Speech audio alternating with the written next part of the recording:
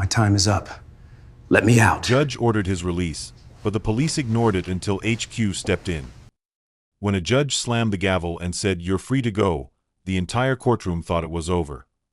But at the county jail, the guards had other plans. Days passed. The black man's cell remained locked. And when his family demanded answers, no one would speak, until a phone call from headquarters exposed a chilling truth that shook the department to its core. Please support us by subscribe, like, and share for more with activating the notification bell. Thank you. Jerome Carter, 29, had counted every single day behind bars. After being wrongfully accused of assault during a bar fight he didn't start, he was held in county jail for 9 months awaiting trial. Finally, justice came. In courtroom 6B, Judge Hannah Mitchell reviewed the evidence and declared the charges legally insufficient. With a stern voice, she looked at Jerome and said, "You are hereby released with immediate effect." Jerome's mother, Lena Carter, burst into tears of relief. His lawyer patted him on the back. Even Jerome smiled, something he hadn't done in months. But when the bailiff escorted him back to jail for standard release paperwork, he had no idea that his freedom would be delayed not for hours, but for days. Back at Bexley County Jail, he was not processed out. Instead, he was escorted back to his cell. He asked, "What's going on?" "The judge let me go." The officer, Deputy Frank Malloy, shrugged. "We haven't gotten proper paperwork from Central. You'll stay put until we do." Jerome frowned. "But the courtroom is in the same building." "Doesn't matter," Malloy said coldly. "Not my job to question it." The next morning, Lena showed up at the jail expecting to pick up her son. She waited outside the gates with a change of clothes, tears of joy, and a big sign that read, "Welcome home, Jerome." But no one came out. Hours passed. When she approached the front desk, the officer simply said, "He's not ready for release yet." "Not ready?" "The judge released him yesterday," she cried. "Ma'am, you'll have to come back tomorrow." Lena knew something was off. She contacted Jerome's lawyer, Angela Ruiz, who was furious. "This is illegal. I'll call the warden myself." Angela called Warden Beckett, who claimed he was unaware of any delay. "Sometimes paperwork gets stuck between departments," he said. "But we'll look into it." Jerome, meanwhile, spent the day pacing in his cell, wondering if this was some kind of mistake or something worse. Other inmates whispered, "They do this sometimes. Especially to guys like us." Guys like us. Black men. Forgotten. Ignored. Silenced. That night, Jerome heard the guards laughing outside.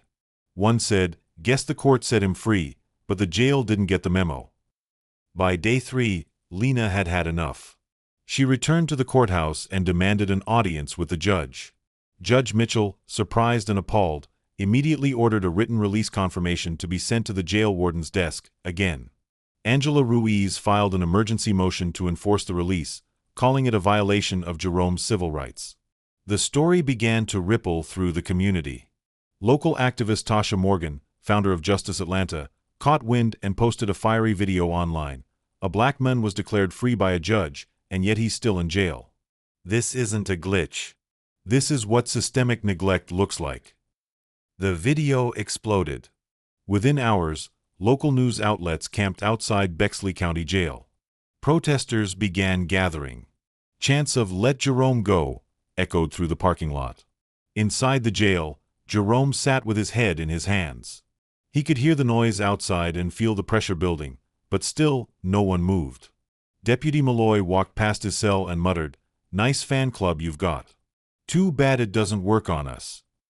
On the 4th day, while the protest doubled in size and national attention began to grow, a phone rang inside the warden's office. It wasn't from the courthouse. It was from State Police Headquarters in Atlanta. Colonel Denise Hawthorne, a no-nonsense woman known for integrity, had seen the news. She was furious. "I want Jerome Carter released by noon today," she ordered over speakerphone. "And I want the body cam footage, radio logs, and intake files on my desk within 24 hours. Warden Beckett stammered, We were just waiting for proper documentation," Colonel Hawthorne cut him off. "I've already spoken with Judge Mitchell." You ignored a court order. That's obstruction. She hung up. An hour later, Deputy Malloy, now pale and silent, was ordered to escort Jerome to the front desk. No smirks. No sarcasm. Just silence.